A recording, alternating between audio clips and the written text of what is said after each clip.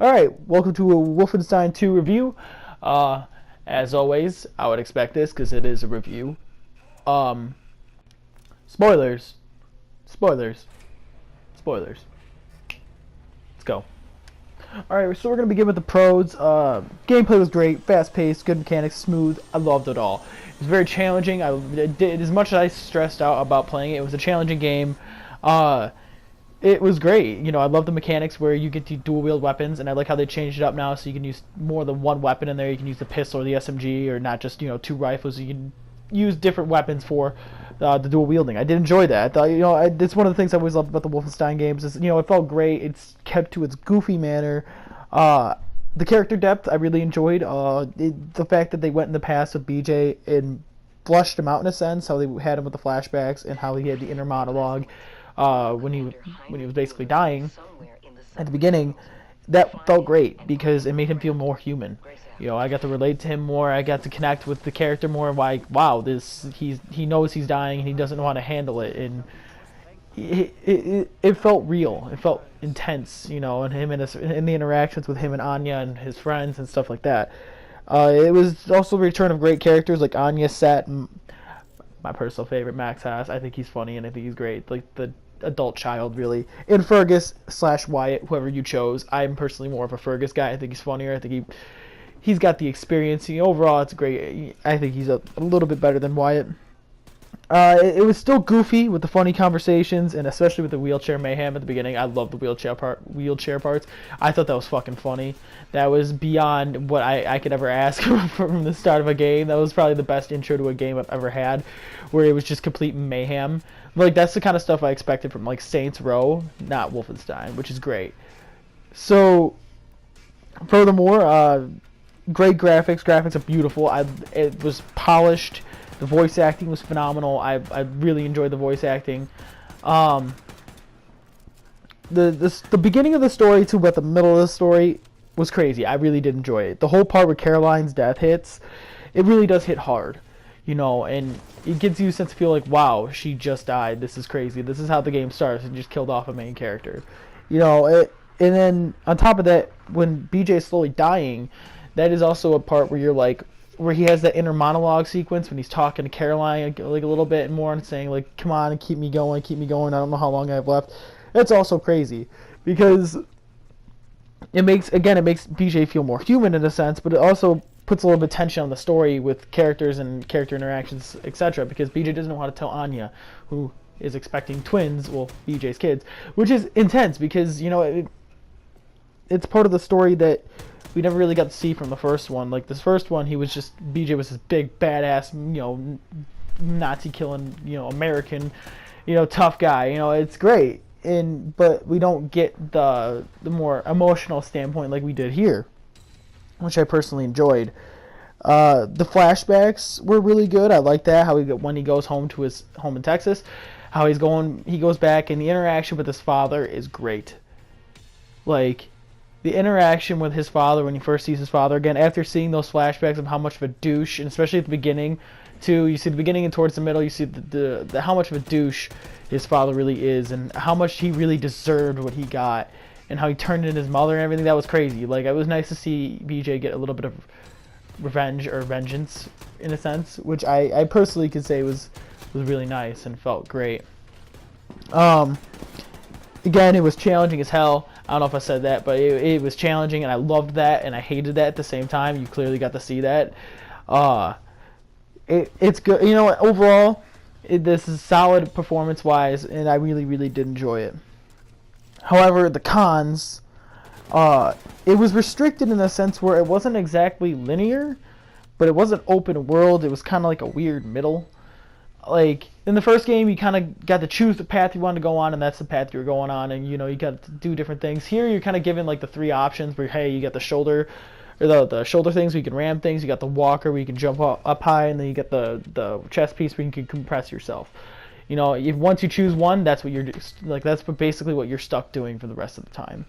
And I guess that's trying to initiate more playback, like, hey, different play styles, people play differently, and that's cool, and I like that, but it felt like it took some of the more open world aspect, not even open world because it's not an open world game. It took some of the path choosing and a little bit, and took that away from it. And I didn't like that. It kind of restricted you to, well, you chose this. This is your path.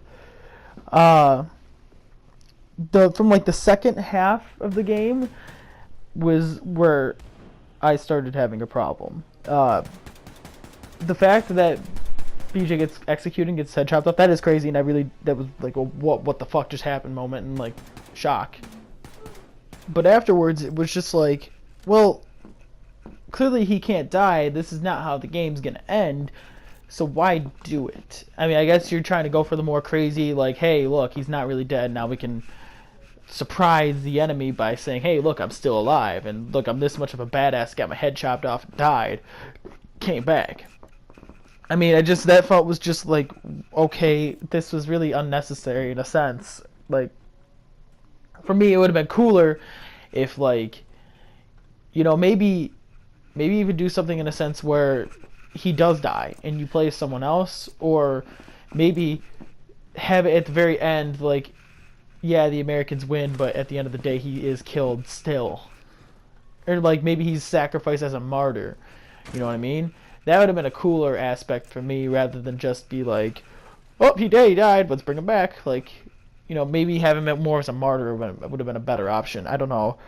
I didn't, that kind of stuck with me a little bit.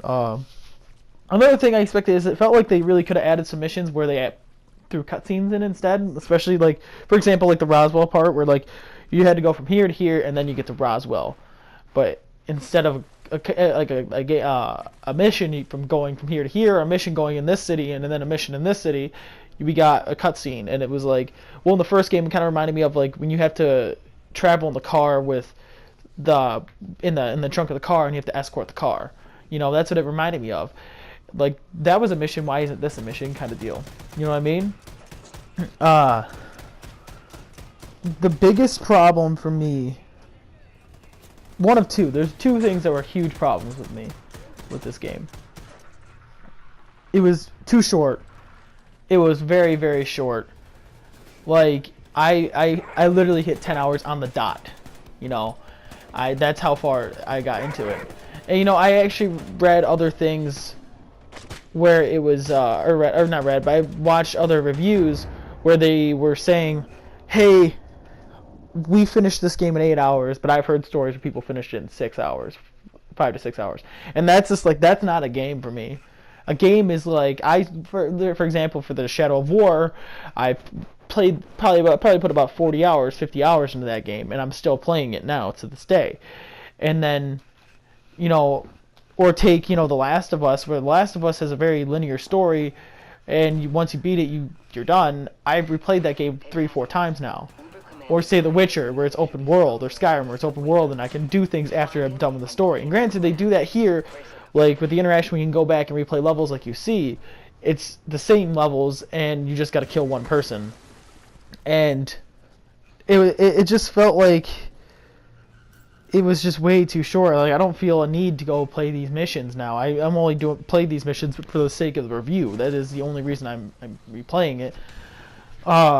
Another big problem I had with it, the second part, is the ending felt really rushed and disappointing, in a sense, and unsatisfying. Like, they built this up in the marketing like you were going to lead the revolution in Nazi-occupied America, and that was great. I wanted to do that. I wanted to play it like that and do what I needed to do, right? But it just felt like, well, hey, you took the airship, then you killed Big Boss Lady Engel, and it was like, it then went to a cutscene where you're like just saying, hey, like, rise up, blah blah, done. And I was like, what the fuck? That can't be the end.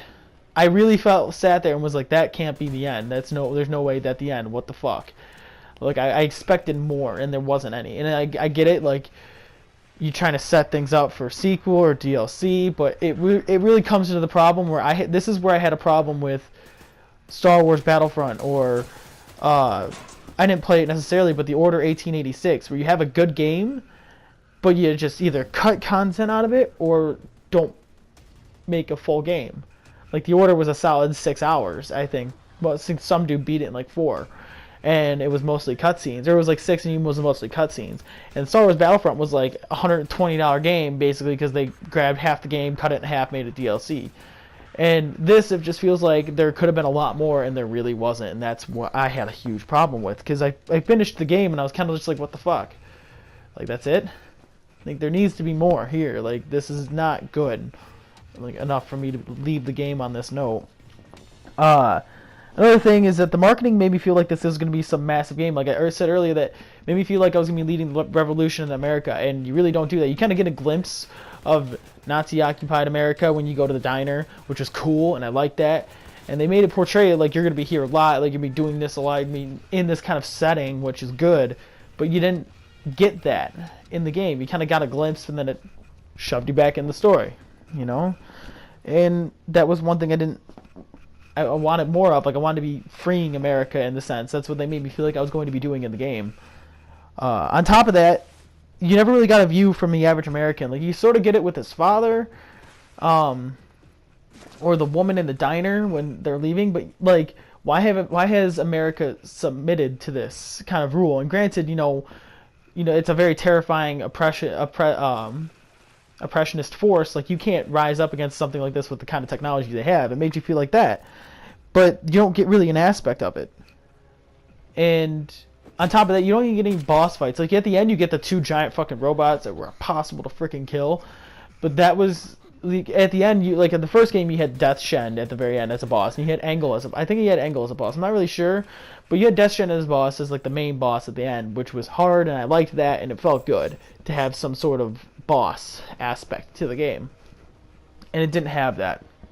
So I kind of missed like a little bit of the old games.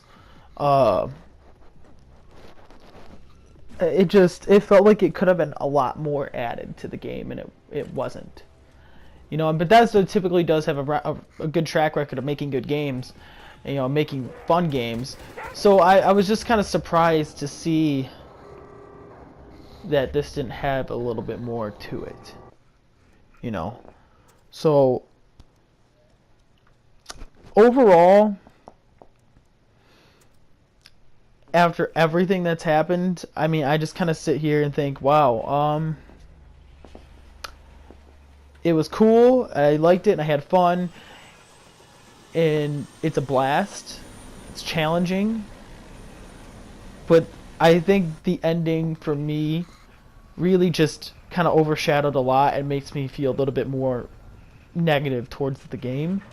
Like, for me, I would have loved I heard it in the review I watched, and it was like the perfect thing that fit perfectly. I want the story of game 1 with the controls and gameplay mechanics of game 2, which summed it up perfectly for me.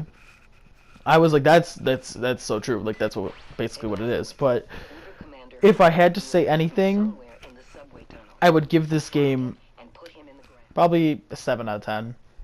I mean, it was a great game, great mechanics, good first half of the story, great, you know, all that fit well, and you heard all the pros for it, but the cons for me, in a sense, outweighed the negatives to the point where it's just an average game for me.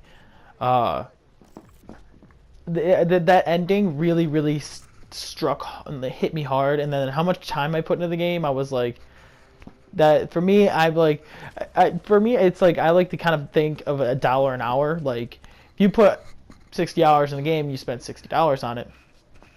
It's a solid game, you know. You put a lot of time into that. It's worth it, you know. But in a sense, where kind of like you get, all right, for me, I spent $38 on this because I had a gift card. For me, I spent 10 hours on it. Like, I feel like I'm missing the other 2/3 in a sense of a game. Say it was like this, I'm kind of guessing it was like, you know, 30. It was kind of measuring it up to $30. Like, for me, it was missing like 2/3 of the game. Like, where's the rest of it? Like, I don't feel the need to go back and play it. Like, granted, you can go back and play the Wyatt storyline, but I never really was attached to Wyatt in a sense. So I was like, all right, well, I mean, meh.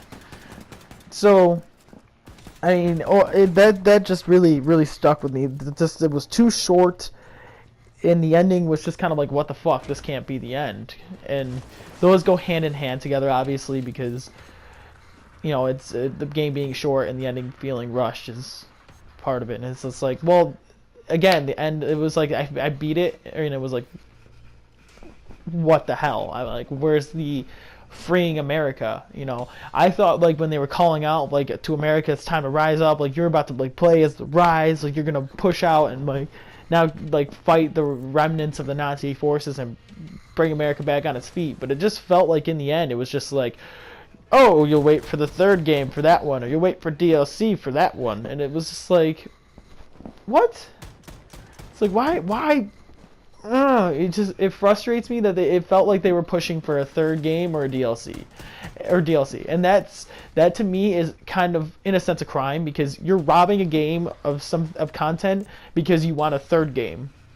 Like for me, the first game ended, Wolfenstein 1 ended in the point where, hey, we don't know if we're gonna have a sequel, so we're gonna end it like this, and that was phenomenal. You know, he didn't know if BJ survived the nuke. You know, it was like if he dies, he dies. If he doesn't, you know, that was it. And that to me was, well, cool. You know, if it ended there, I was good with it. But here it was just like, no, you'll have to wait for the third game for that one. You'll have to wait for DLC for that. And it was like, well, what the fuck? I feel like you just like robbed me out of a game. Like, that's personally just how I felt with it overall. You know, and I wish it was better like that. It had more content, but we'll see. I mean, the DLC is yet to come out. The game's only, you know, a few days old at this point. I beat this literally in a weekend, and it was Halloween weekend, so I was going out with my buddies and going out with friends and hanging out with friends, and you know, on top of all that, like I beat the game very quickly, and that was with mishaps too. You clearly could see the mishaps I had in the game. I had a lot of deaths in this game that you could see through my walkthroughs, and I cut out a lot of them too, and especially towards the end where I was just getting mad. Like when I was straight just losing, I was like, I just had to like cut it all out. So I mean, that was my honest opinion. Do you agree with me? Do you have any comments or thoughts? Please let me know. I want to know what the guys think. But at the end of the day, this is how I felt about it. You know, I'll probably put this out by the time I get my walkthrough out. The walkthrough was actually already going up. I believe I just put out I put out 3 parts today, so I think part 7 just went out today. This morning. I'll probably put out 2 more tonight. I mean, I have it already. I mean, I beat this game in like 14 parts. I think it was like 14 parts, and some were longer than expected, and I lost some footage. I lost like 10 minutes worth of footage, but that was all. I mean, that was all like for me playing like in a 4-hour span, and I beat the game. I was like, what the fuck? Like, all right. But yeah, hope you guys enjoyed this review. As always, please give it a like if you liked it. If you tell me you need to make some improvements, let me know. But if you guys want more content, please subscribe if you like my stuff, and I'll see you guys around. Peace.